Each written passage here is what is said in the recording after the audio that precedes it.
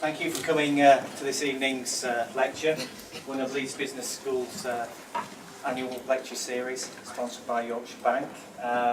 My name's Chris Prince. I'm the Dean and Pro Vice Chancellor of the Faculty of Business and Law, and it's a great pleasure to welcome you. It's a particularly great pleasure to welcome you to this evening's talk because it's been given by Sean Connolly, founder of Egremont Consulting, and I can say a good old friend of mine.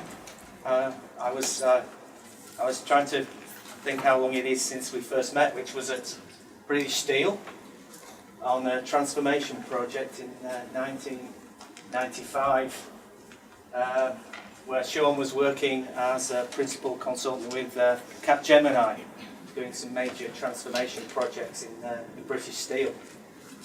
Again, we're talking of time and what the future holds. Would we have thought 20 years on what's happened to British Steel and the UK steel industry? But that's another tale. Sean though moved on to found Egremont and is a partner there, and works with most of the country's major blue chip companies, certainly over the last few years. And it's very kind of him because he's basically been out in the States, though he did say tonight wasn't just the reason he came back. He did have a birthday to deal with at the weekend. However, the focus of tonight is getting Sean's insights into the world in 2025 and trying to get some sort of future proofing of a lot of the business concept. I know this is a talk that he's used with many organisations who obviously use the services of Egremont to actually help inform their strategy and help support the transformation projects for which Sean works on most of all. Anyway, if I can just pass over to Sean, I'm sure we're in for a great hour or so. Sean's going to do his presentation, then there'll be a chance for a few questions afterwards. So if I can just introduce, over to you. Thank you.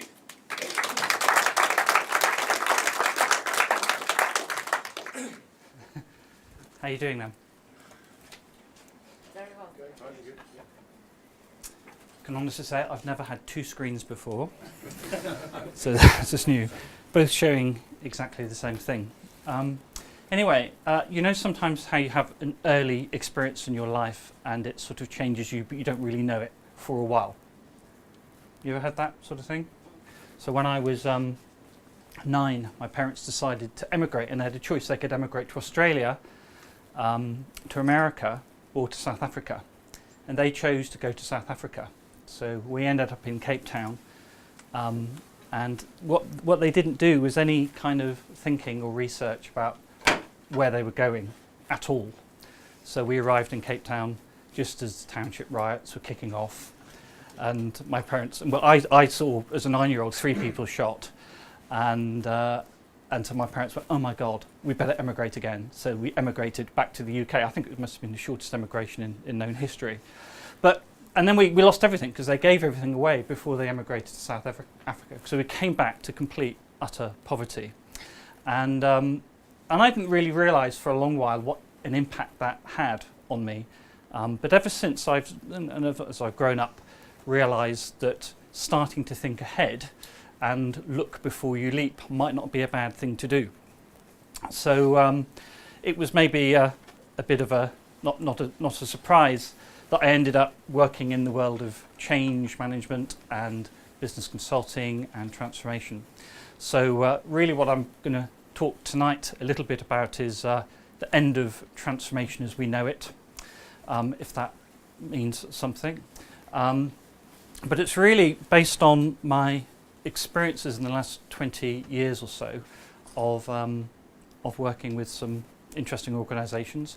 I have to say, probably I've been learning constantly as I've been doing, as some of you in the room will know. Some of the people I've worked with here, we've worked together over the last 15 or 20 years. And I think by now I'm getting reasonably good. I've learned how not to do it in lots of different ways. So I've learnt, for example, if you design change in the centre and then push it out, it really doesn't work. I've realised if you don't talk to the victims of the change, i.e. your workers, and don't involve them, it doesn't really work. If you don't think about who your customers are, it doesn't really work. So these really, I suppose, are the some of the lessons that I've had to how do you live in a world of continuous change. That's not a new idea, I know, but if you would go away with, these are I suppose my key messages for this evening, if you go away with just 3 things, it's observe what's going on. Observe what's going on around you and really look. And then think very, very carefully, but think as big as you possibly can. And then act, and act fast. So we'll come back to this at the end, but essentially that's what I'm trying to if you like, my religious kind of tour of talking to people is really about. If you can just do those 3 things, you stand a sporting chance of being able to deal with the change. Does that make sense? So just to put this in context, because you can see a very sort of clever group, we have had, best guess is 108 billion people who've walked the planet in the last 50,000 years, 108 billion, of which 7 are alive today. You know that stat? So that's a lot of people, So I think, we are just passing through, says to me. We are just passing through. And I don't know whether you've come across Death Clock. I don't know, you probably can't see that. So Death Clock, if you know, anyone come across Death Clock? Yeah, so you punch in your date of birth, your BMI, how much alcohol, how much you smoke, and it comes up with, in my case, my expiry date is the 8th of August 2042. I will live to be 79 years old and 8 months. So now some people think this is a bit morbid, a kind of a sort of an activity. But for me, it's the opposite. For me, it's about being in life and being awake absolutely every day. I don't know how many people actually don't wake up some mornings. This idea of we live lives of quiet desperation. And I think we have to be aware of what's going around us, really awake. So that's really the gist of what I'd like to talk about. Does that make sense? Are you interested in that? Yes. It's absolutely fine for you just to leave at this point if you're not. So we know that the idea that we're living in a changing world is not new. So Heraclitus talks about no man puts his same foot in the same river twice because he's not the same man and it's not the same river. So and that's 3,000 years ago. Now, of course, they were all men back then. But so this idea of change being continuous is not new. But do you feel, maybe some of the older ones more than some of the younger ones, do you feel change is speeding up? Yes. Yeah. So there is this kind of sense that it's getting almost like time itself is speeding up. It's not just change. So one of the things we try and do is look for some data that supports it. So we've looked at volatility statistics to give us an indication of uncertainty. But I quite like these. These are it's the change becoming exponential curve rather than change being linear curve. So if you look at things like population growth, CO2 emissions, this is CO2 emissions for the last 130,000 years, the Al Gore presentation. This is natural disasters over the last 100 years. There's computer power. This is the goods produced in the last 100 years, so 23% in the last 10. And the last one on the right is my favourite. This is international patents registered over the last 100 years. So you can see, I don't know whether you can see, but it steadily climbs to about 1980 and then it starts firing up. And we've got all sorts of other stuff on this, and some things in life will not change. So people will still want to have real life experiences, they'll still be interested in nostalgia, they'll still want to have relationships. They'll still be interested in who they are and where they come from and what the purpose of life is. But some things are changing and we actually know how. So that's one of the things I'm going to try and kind of help you to open your mind to look at. And some of it you'll already know.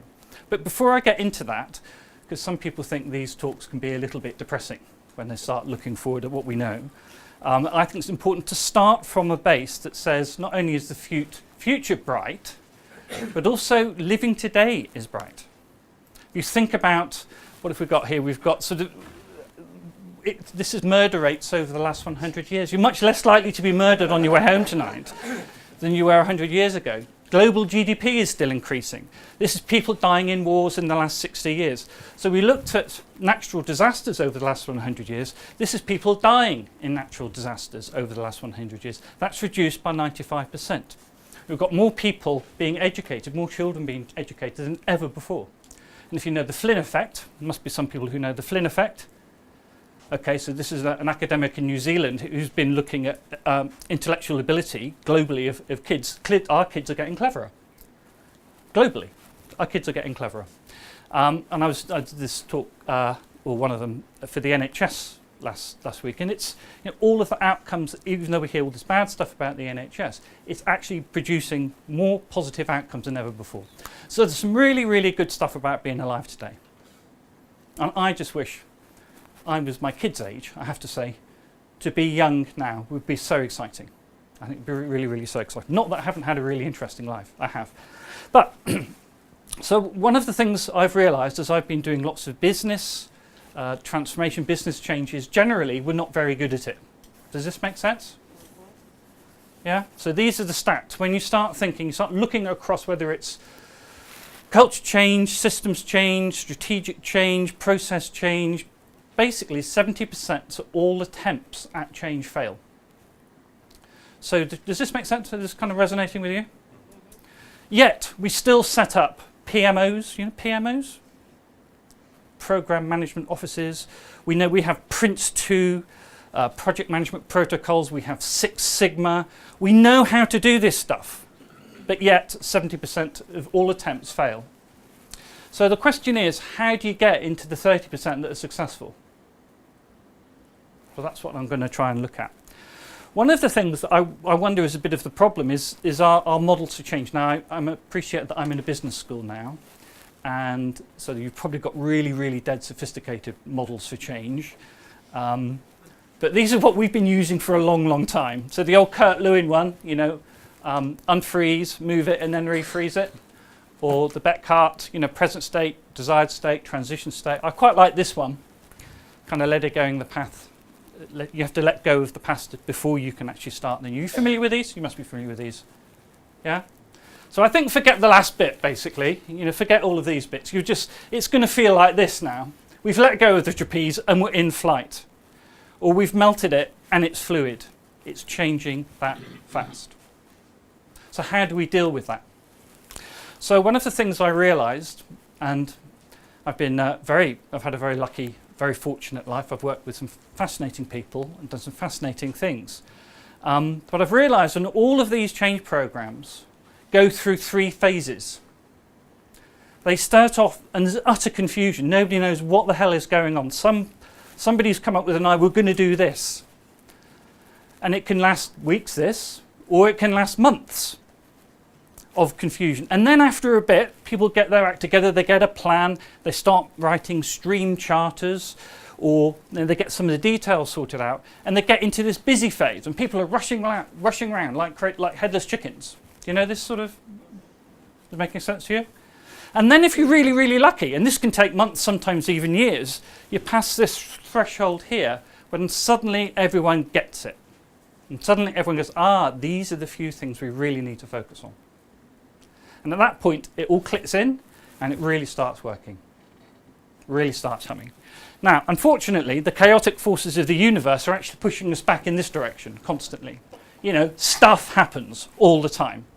Does that sound familiar to you? It's what I call the Saturday morning problem. Who's got kids? Okay. Well, those of you that are kids rather than having kids, you'll appreciate this. I call it the Saturday morning problem because I'll clean the kitchen on a Saturday morning and then I'll pop out and do something. Whilst I'm out, one of the young adults will come down and they'll make a piece of toast. How one piece of toast can create utter devastation in the kitchen, I'm not quite sure. But there's crumbs, marmalade, stuff, breadcrumbs, everywhere. One piece of toast. And that's the chaotic force of the universe. No matter what you do to try and organise it and stay ordered and disciplined and controlled, something else comes along and knocks it for 6. So this is a constant drive. So what I've looked at is what are the forces at work that actually push us into this place or keep us here unnecessarily. And how do we get there? So I'm going to talk about that first. Is that okay with you? Am I going fast enough? Well, we haven't got much time. Sorry? The world's going quicker, so it's Yeah, well, I can speed up. So I was just checking. So it does get a bit crazy when I do. So what I've realised, there are kind of 8 big forces pulling down on us, almost gravitational forces, to keep things as they are. And they fall into 2 camps. Those forces that stop us from changing in the first place, but then when change becomes inevitable, there's another set of forces. So and these forces operate at an unconscious level for us as individuals, but they're really active in organisations as well. Really, really active. So 2 of the most powerful ones are fear. So we know, and this is taken from all sorts of different research, social psychology, behavioural economics. Fear, we know from behavioural economics, we fear losses 2.5 times as much as we enjoy gains.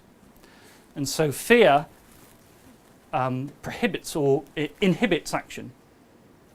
So if people are frightened, they don't want to change. Often we'll make our organisations, it's been fascinating working in the NHS recently, they have made it so complicated. People go, oh, it's so complicated, I don't know where to start. I'm not quite sure how I can change, therefore I won't do anything. One of the other powerful ones is status quo bias. You know the status quo bias? Yeah? So we stick with what we know. It's why people don't change banks. Even though the bank that they're with, they're very unhappy with. We stick with what we know. It's also, people want to keep the power and control exactly where it is. So there's any threat to change of power relations, and they start getting a bit edgy and start pushing back. And then this last one is presentism, which I've stolen from Dan Gilbert at Harvard. And he talks about how presentism is us being stuck in the present moment, and we view the history and the future through the eyes of today. So he thinks, he's done research that says our memories are not video files, they are in fact compressed computer files. And when you open them up, we fill them in from today. So we think the same about the future as we do about the past. It's basically a blank computer, like a compressed file that we fill in with today. And so we think the future will be like today, but a little bit different. His research says human beings spend 12% of their time thinking about the future. Only 12%. So the rest is either very much locked in the present or in the past. And I think my kind of sense is most people live from Friday night to Friday night, or at best 13 months ahead. And it's very unusual for people to book a holiday more than 13 months out unless you're incredibly well organised. So these things, these 4, kind of keep us from doing anything. If the change becomes inevitable, we move to the other side. And the first reaction is over-optimism. So this is where people wildly underestimate how much effort will be required to make a change. Now, if you think about a change on an individual level, let's say you want to get fit or you want to lose weight, this works in exactly the same way. But people are wildly optimistic about their ability to lose weight or get fit. They don't really anticipate how much they're going to have to control and discipline themselves. And by the way, the control and our inability to self-control is terribly exploited by restaurants and the pudding trolley. So we massively underestimate our ability to contain our own arousal when the cake trolley or the pudding trolley comes round. So we're not very good at this. And then our habits will also kick in. And you need our habits to function every single day. So walking is a habit. Even putting your trousers on is a habit. So you know that you put the same leg in first every morning. Well, every morning that you wear trousers, that is. Do you know which leg it is? Now try tomorrow putting the other leg in first, and you'll see the power of something as simple as putting your trousers on and how that can keep you stuck in the way that you do things. And then this last one is our kind of a feeling of safety when in the herd. So we like being invisible, we don't like being exposed. So these forces at different points at an individual level and at an organisational keeping things as they are. So if you want to change yourself, and I have genuinely given up trying to change anybody else, I think if I've got on a good day with the wind behind me, I can maybe change myself a little bit. And that's a good day. So if you're going to want to help and create an environment for other people to change, you have to be very much aware of what forces are at work here. So the flip side is pushing against all of those. So and I've got a little story for you here. I was lucky enough to work with a guy at Boots in 2006, and we started looking at some of this stuff, and we started looking at what does the future actually hold. And we looked at those gravitational forces, and they had them all. They had them all really trying to stop from Boots changing at the time. And so one of the things we did, we went through the exercise, or some of the exercise you'll see later on, in terms of what will the future actually look like. And when we came up with that picture, and back then in 2006, the answer was it's all about health and it's all about local. Those are the two kind of big conclusions. He then decided, okay, I want to try and change our organisation. So he had to be really clear about what he wanted to do and why he wanted to do it. He had to really anticipate where the forces of power that were going to be pushing against him. And the big idea that they had at the time was, let's take out the general category of merchandise, which was 30% of their sales, and replace it completely with health. So health was 20%. So it was a really big change to the way that they ran their business and where the income came from. So there were lots of people who were saying, no, those general categories, we really do need to keep those. And we had to then create a model, we create an example of where we did this, and we created 2 or 3 shops, actually down in the West Country, where 50% was health and 50% was beauty. The interesting thing, and this is what really helped us, the sales went up by 28%. And so that gave them kind of confidence that this was the right thing to do, but you actually had to prove it with numbers. And then it was, okay, so how then do we push this through? How do we make sure that as we roll this, and they rolled it out to their top 100 stores, the biggest stores, and how do we make sure that we keep the faith and we're courageous in really driving it through? So it does work, and the guy that set that piece of work off became then the chief executive in Boots. Boots is, and he was the chief executive for 6 years, and he's now working with a company called Walgreens in the States. Have you come across, anyone kind of come across Walgreens?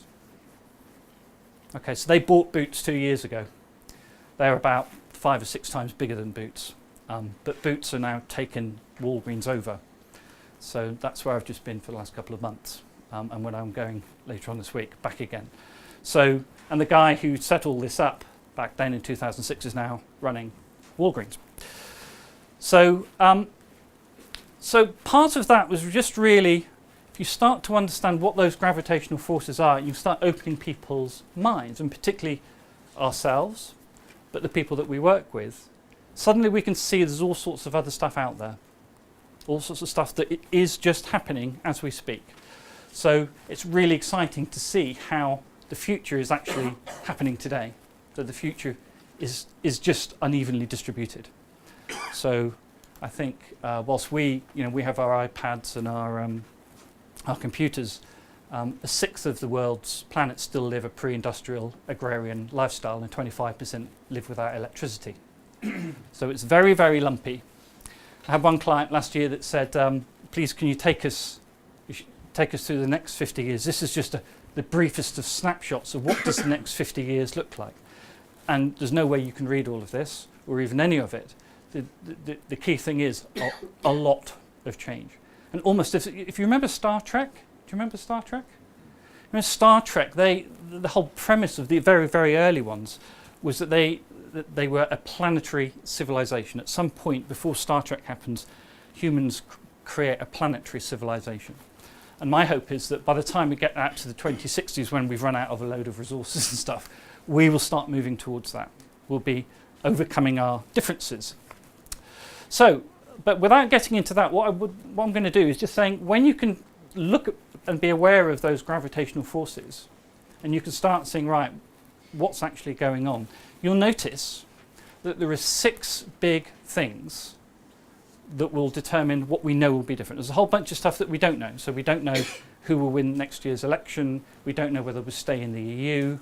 We don't know whether Scotland will stay with us. But in these 6 areas, we pretty much know and we can predict that there will be change. So the question is, and all of this information that you're about to see is publicly available. So I've just collected it over a period of years. So, and some of it you might agree with it, some of it you might disagree with it, but it doesn't really matter whether you agree with it or not. The question is being to open to the data that's actually out there. By the way, this is my coolest slide of all time. I think it took me ages to do this. Do you think that's cool? Yeah, I need some affirmation. So what I'll do very quickly is I'm just going to run through each of these. So we know about population. We know that on the planet, when I was born, there were 3 billion of us, and we know that there are 7 billion of us now. So in 10 years' time, there'll be 8. So we know that. Because, most of them are alive already, right? So, and we know that, that people are living longer. So we know that in the UK, there'll be 7 million more people in 10 years' time. In fact, in Yorkshire, there was the Yorkshire Water guys, they were talking about needing to build a city the size of Leeds, wasn't it, in the next 10 years. So we know where these people live, and the dark green is where there's going to be the increase. So, if you're an infrastructure company like a water company or an electricity company, this is useful stuff. We know that of that 7 million extra people, 4 million is organic aging, people getting older, and 3 is net migration in. So that's the prediction, which in most of my lifetime it's been netted, same amount of people coming or going. But we do need the more young people coming in because 2.8% of our population will be over the age of 85. It was when Boots saw this number, they thought, oh my God, because that's gone up dramatically since 2006. It was something like 0.3, 0.4%. So, and the UK is going to be older, more diverse. Now this pattern is the same around the world. So this is time, 1960, 70, 80, and this is life expectancy. And each one of these are different countries. So you can see that people living longer, life expectancy is increasing around the world. Now, one good thing is that the rate of increase is slowing down. Part of this, every single country in the world, life expectancy is going up, so women are having fewer children. So that's a good thing. But all of these extra people are using up resources, using up energy. So some of these resources are finite. There's only a limited amount of platinum, of oil, of tin, of tantalum. Anyone know what tantalum is? Okay, you know what tantalum is. So without tantalum, how long would the mobile phone last, Alan, without tantalum in it? No, but it's like it's a rare earth mineral that extends the battery life of your mobile. It's only about 20 years of it left. A lot of it is illegally mined in the Congo at the moment. So, but there is a finite supply. We've less than 15 years of helium. Most of that is underground in Texas, for some bizarre reason. It's mostly used for medical purposes. So some of these things, when we run out, we run out. So we know that the cost of energy is going to treble. The strike price that the government agreed with, it's the company that's building a new nuclear power station, you'll know, EDF, is twice today's price. They've already agreed that, and that's in 10 years' time that will be operational. So it's going to be at least 3 times. Some of us think that oil, which is about $90 a barrel today, could be in the region of $330 to $350 a barrel, which would have an impact on anyone who's running any kind of supply chain. Solar will be much cheaper. We'll have much less water available to us on the planet, water scarcity. But the good news is that there's lots of people trying to work on solutions to generate energy from aluminum, nuclear fusion, and biofuels.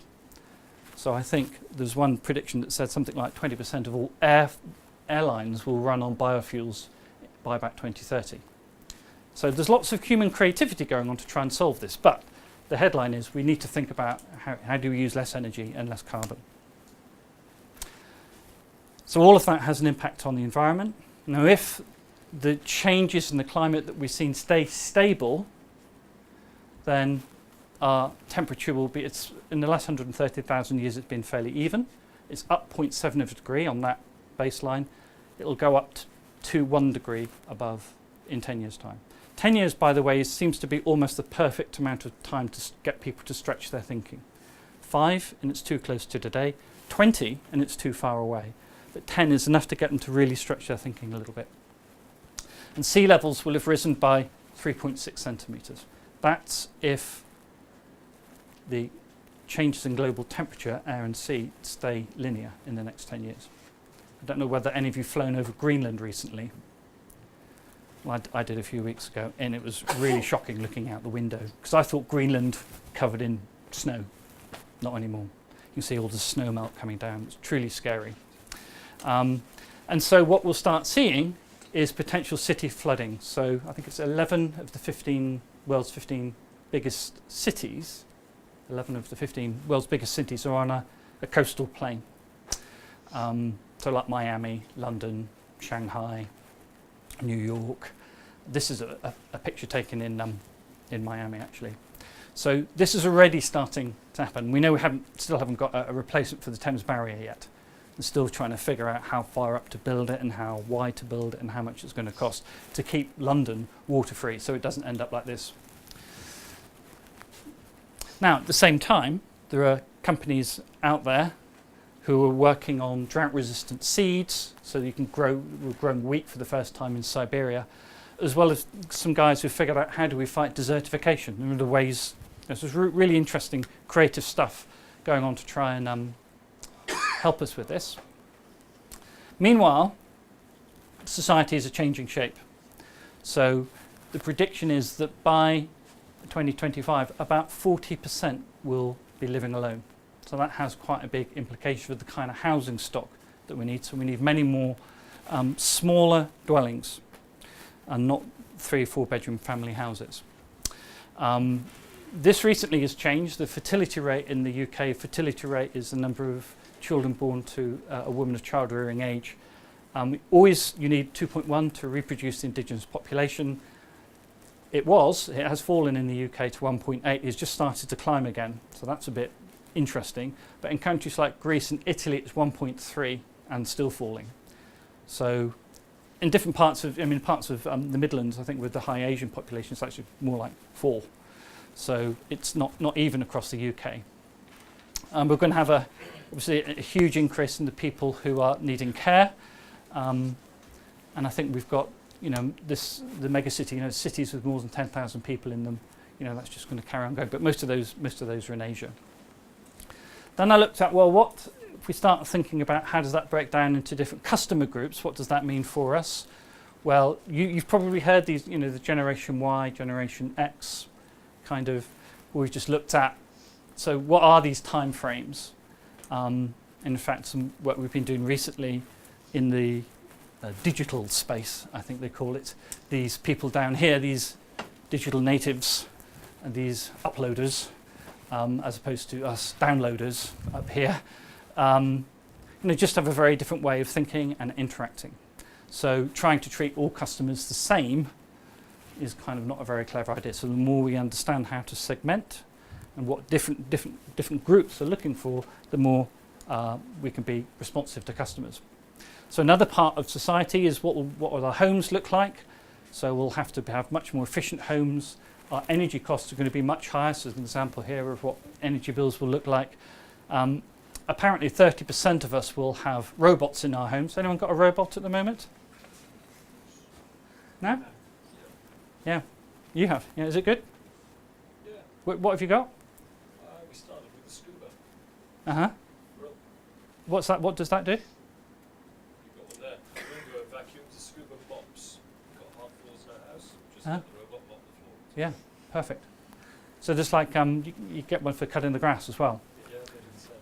You've got that, have you? Yeah, it's US robotics to do. You've got for mopping the floor and cutting the grass. Anything else? Time, sir. Buys me time. Sorry, say that again? Buys me time. Yeah, absolutely. Absolutely. Early adopter there in the back. We've got one of these Hoovers. It is just fantastic. It is just fantastic. I mean, it's such a novel thing. We introduce, when friends come around, we introduce them to the robot.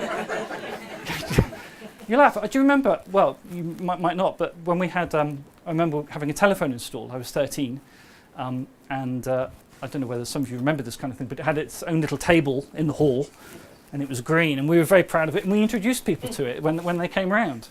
And my dad worked for the telephone company, so we were very excited about this. But for 2 years, it just sat there because we didn't know anyone else with one. So it was interesting technology.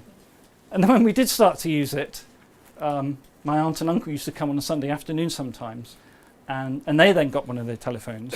And then when they went home, and they lived, a long, long way away, it probably took them about 20 minutes to get home, they would phone and let it ring once to let us know that they got home safely. I mean, this was in Devon in the 1970s. I don't know what they thought was going to happen.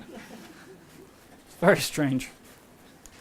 I was lucky enough to speak at an integrated transport conference earlier this year on the future of integrated transport. There's a whole world I didn't realise until I did the research on how the technology in particular is going to come together and have transport hubs, automated payment systems. It's really, really fascinating. The one, I haven't got a picture of this, but my son sent me a picture of a flying car. Have you seen this? It's really cool. This is basically a car that you drive, and then you drive it onto an airfield, and the wings come out, and it just takes off. It's just incredible, absolutely incredible. But this is the thing I'm really looking for, to solar roads. You come across solar roads? So think solar panels on the road. So, and what's great about these is you can see they light up. You can give danger signs. They can, and of course they're solar panels, so they store energy. It's only going to cost 57 trillion to cover the America in them. So, but you can definitely see a world where people put these down in their driveway, to use, to soak up as much solar panel, solar energy as possible. And the next thing is really healthcare. I've done a lot on the NHS. So this is all in the realm of how society is changing. And part of the function of people getting older is we'll have a doubling of the number of people with dementia, with coronary heart disease.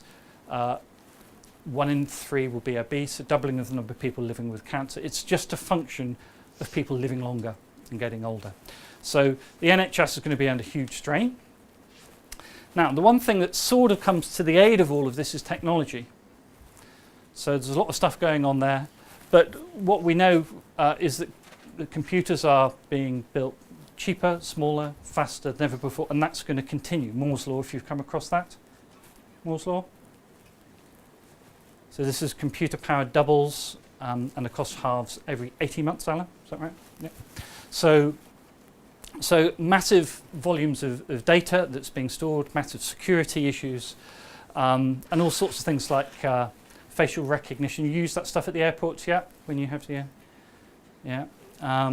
paying with our thumbs. But I really like to pull all this together and think from a medical perspective, what will it be like? And by 2025, we'll start really seeing the first kind of cyborg humans. So we know that we'll have nanobots that help speed our thinking up, the tiny little robots in our bloodstream. Already there are nanobots that can do search and destroy on cancer cells. A guy invented that in the States last year for colon cancer. Cloning, not for ourselves, but for our organs, when our organs conk out. Limb enhancements, bone printing. I really like this idea of having an RFID chip in your hand. You know RFID? Radio frequency identification. We've been talking about it in retail for years. But the idea is that you'll have one of these put in the little flap of your skin there, and you'll use it to pay for things, unlock your car, unlock your house, just with a wave of a hand. It's really, really cool. So it becomes, I think, how long can you afford to live rather than how long, are you able to live, if that makes sense. Yes? Yep. And then sort of the last kind of bit in the section really is how economic power has shifted and what the implications are. And the kind of the two elements here. There's one which is the big shift east, because that's where all the people are. All growth in people is going to be in Asia, and therefore that's where all the economic growth is. And to some degree, Africa now. So Africa is showing the same kind of pre-investment profiles that Asia was showing maybe 20, 30 years ago. So, so we've got, I think it'd be 2019 when China overtakes America as the biggest, and some people think it's already happened, actually, depending on how you calculate GDP. So China by now is by far the largest country in 2025. But the other side of it is that we have, times for us are still harder. Because not only have the credit crunch, we'll also have this burden of, I think the government pays for about 55% of all care places for the elderly. So the burden of that is going to be huge, but there's not a politician on the land that's prepared to talk about it. So it will be tough for us, but and we will see the first kind of increase in poverty, and particularly child poverty in the UK. But globally, we'll have fewer people living in poverty. So the overall, there's that increase in GDP we looked right at the very beginning. So, oh, and this is just a sort of summary and kind of doing business on the back of that. So we think, I'm pretty sure that retail sales are going to be staying in the UK pretty static for the next 10 years, but the percentage that are online and related will move from 10 to about 35%. So that whole kind of omni-channel idea. We know that even though we've got more people, there's more of a trend towards local because just the cost of transport. So if you have a city that has a railway station, a bus station, an airport, you're much likely to be vibrant than if not. So some will do well. We see more and more bimodal distributions of groups. So we always used to have kind of normal distribution of things like intelligence, wealth, access to education. Increasingly, there's a bimodal split on things like, you know, we've got the old and the young, we've got people who have saved for their pension and those that haven't. So, and they're very different. They're very different groups. And so, in terms of business and particularly retail, there's a sort of, we've got to get the factory right, so you can deal with both groups, as well as the appropriate level of theatre, entertainment for businesses. You know, you want to attract customers in. So overall,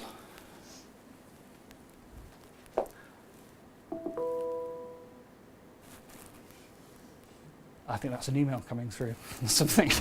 Overall, my sense is lots and lots and lots of change. And this research you can do yourself. There's nothing magic about what we've done here. But we really do it to try and help to open people's minds and start to think about what's relevant for us. What do we need to be looking at? Because all of this data is out there.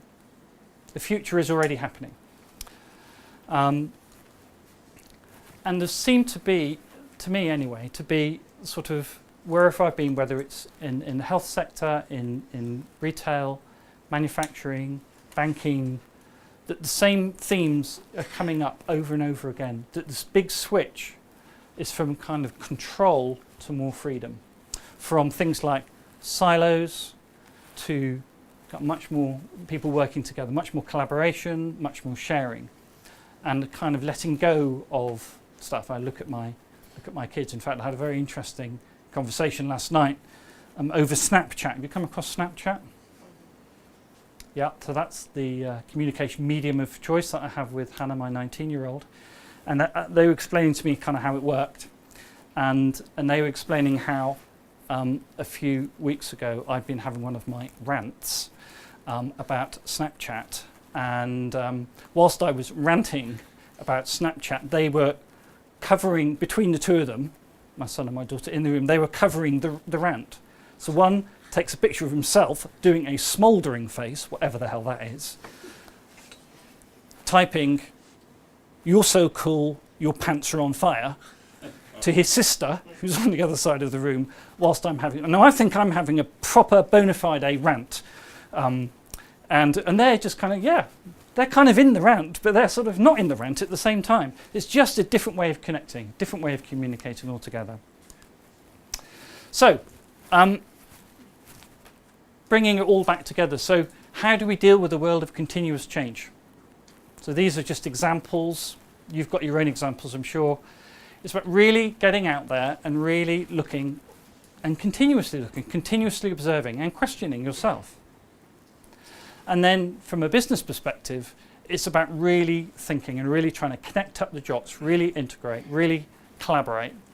And then get out and act.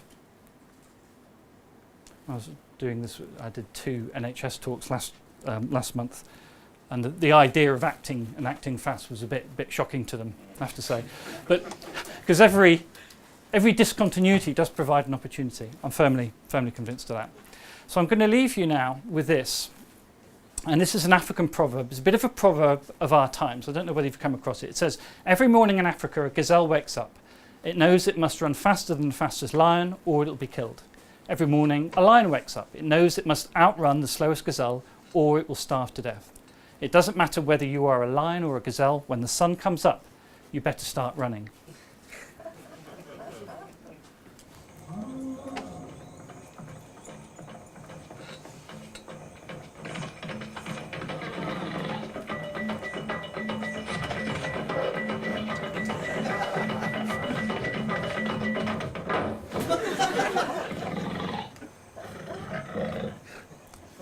So figuring out where to run is probably the key bit.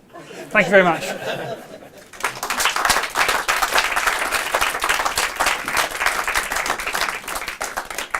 Wow, thanks for that, Sean. Still king of the PowerPoint.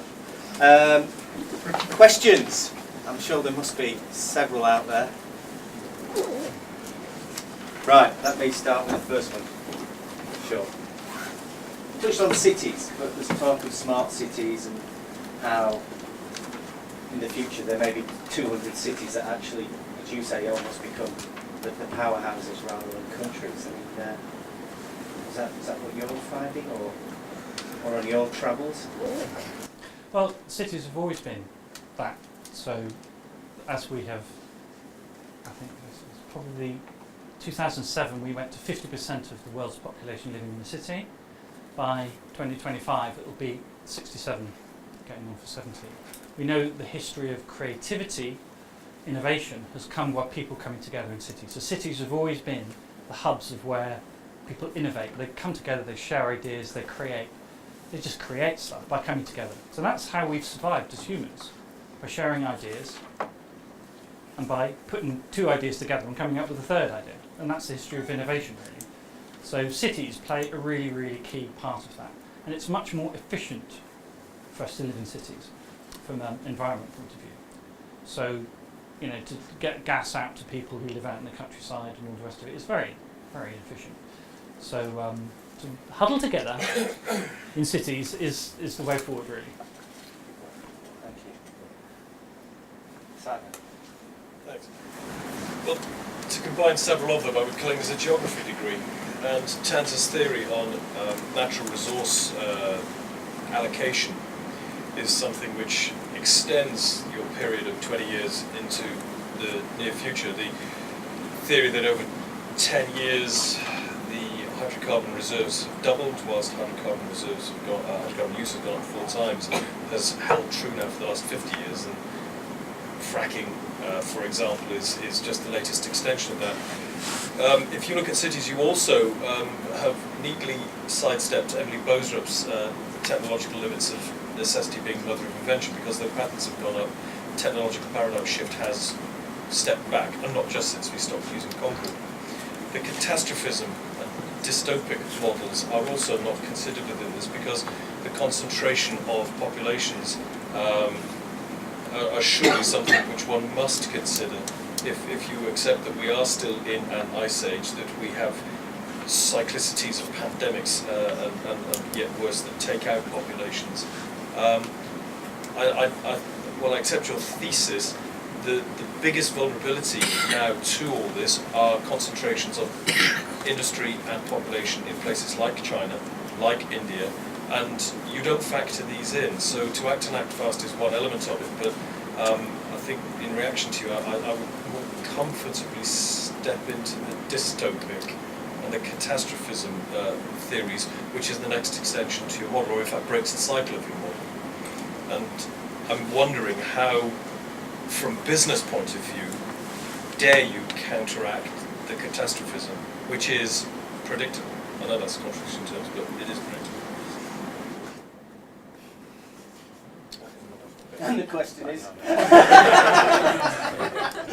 I know what you mean. I know what you mean. Well, I know you know what I mean. flew through So this. and which is where I started Well, doing take this. Japan out with a nuclear meltdown, for example, Yes. from a tsunami, which is a natural result of tectonic forces, and then what do you have? You have perhaps the fifth epoch change. So how does business counteract or even exploit that opportunity? When I first started doing these talks, I was very much in that space. So I have lots of depressed people at the end of each talk. Right. And so I gradually, over time, realising that actually that shuts people down.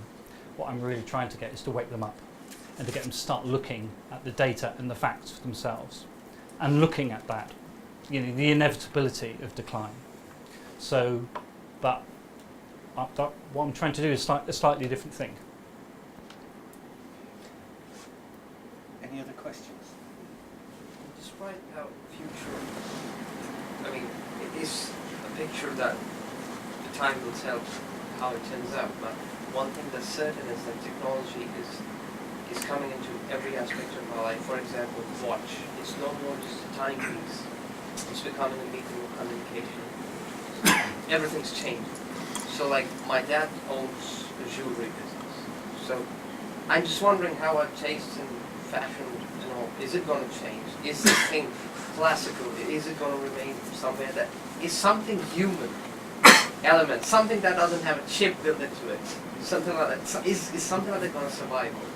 Is it all going to be survival? What do you think? I prefer to think that's something else, because that's safer. I mean, I don't want a chip everywhere. Seriously. I don't think anyone would want that. Sorry. I was also born in South Africa, so in 1987, so maybe I meant something to you.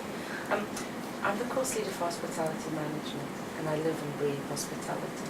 So my question is, will the fun element in hospitality and eating out and the retailing become the non-chipized experience that we'll be looking for in 2025? Well, I think you already know the answer to that. I have to Just say, I was. justifying my future for them. Yeah, well, I was. There's still lots of stuff to get right, quite frankly. I was in New York. I wanted to buy a notebook a couple of weeks ago, and I waited for ages in this queue in Barnes and Noble to buy this notebook. And when I get finally to the cash desk, this guy says, "Okay, so can I have your email address?" No. Can I have your mobile address? No. Your mobile number. And there was 6 questions. And the final one, would I like to donate this book to some charity? No. I just want to buy the bloody notebook, And they done the reverse of theatre. They kind of string it out for their own needs, and they kind of missed. Not only have they kept the customer waiting, and this is everywhere. I mean, I had to get some stuff yesterday in Exeter where we live. And it was the same. Every shop I went into, it's would you like to sign up for our card? Can you give us your email address? And it's kind of getting understanding what the customer is interested in is really key, and that I think comes back to connection and relationship. So and entertainment, quite frankly. So yeah, absolutely. Can I ask about young people?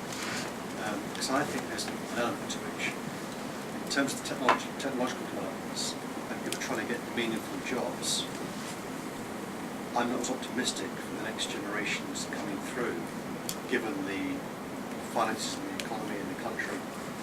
And I'm not sure.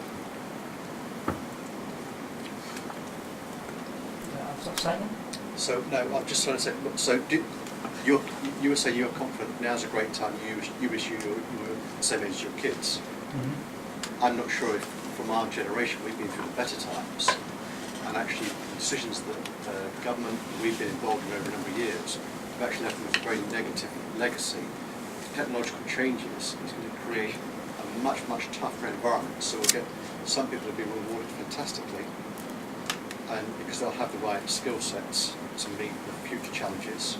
But there are a load of people who maybe don't even get to universities who will just become more and more adrift from our society.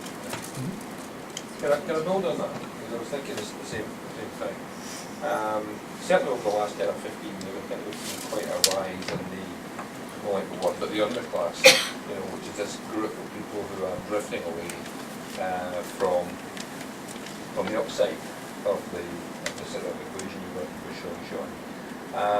And it strikes me that that group, if it continues to grow like that, is going to be as big, if not a bigger burden in the UK.